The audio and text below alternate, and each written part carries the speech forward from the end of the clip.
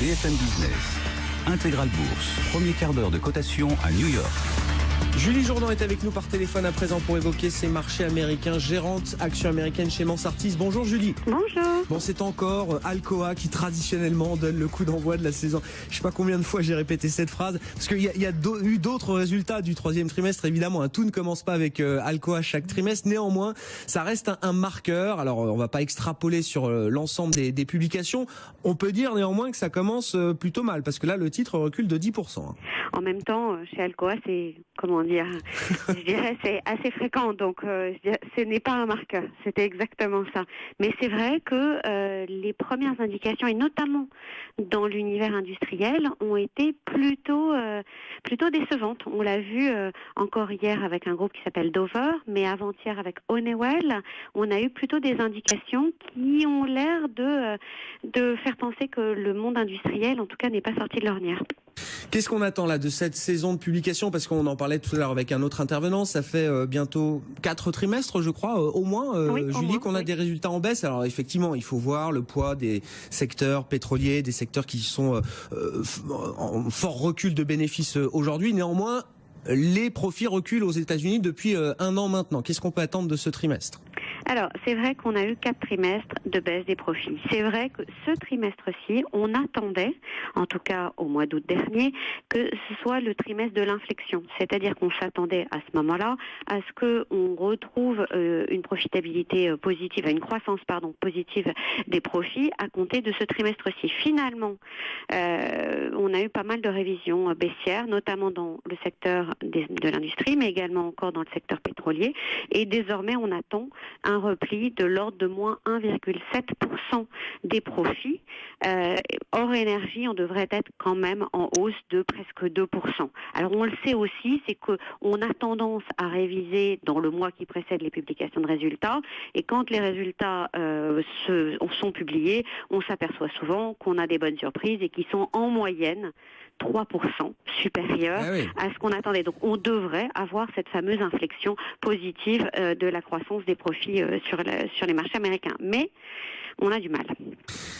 Oui, et enfin, alors après la question c'est, est-ce qu'on pourra avoir une réaccélération derrière cette inflexion? Est-ce que c'est une tendance qui pourra se prolonger? Parce qu'on va reparler du dollar fort, on va reparler de la hausse des salaires qui mangent les marges des entreprises. Enfin, l'environnement est pas facile pour corporate America, comme on dit.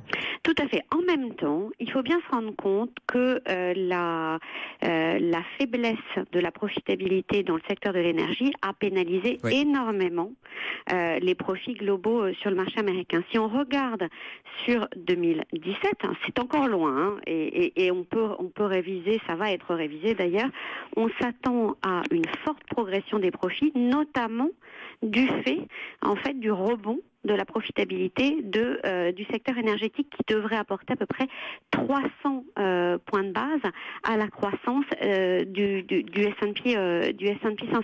Donc on le voit bien aussi, on a eu des effets de base qui ont pénalisé de manière très forte et non structurelle a priori les profits. On pourrait être aidé par justement cette stabilisation à compter de l'année prochaine. Mais il ne faut pas occulter le rebond du dollar et effectivement la hausse des salaires. Sur quel thème est-ce qu'on peut s'appuyer là? Vous êtes investi sur les actions américaines, c'est votre mandat, c'est votre métier, Julie. Il y a l'élection qui arrive, les interrogations autour de la reprise économique, du cycle des profits. Quand on doit être investi en actions américaines, sur quel thème est-ce qu'on peut s'appuyer dans cet environnement, Julie? Alors dans cet environnement, c'est vrai qu'on cherche aussi à trouver des thèmes qui ne dépendent pas de l'évolution macroéconomique et des risques géopolitiques. Donc c'est pour ça que nous on aime bien, en ce moment on aime beaucoup des acteurs comme Comcast dans le câble, mais également je dirais des acteurs qui ont un peu révolutionné notre monde, comme Facebook, Google, Amazon ou Netflix. Alors c'est vrai qu'on les connaît, on en a parlé, reparlé, etc.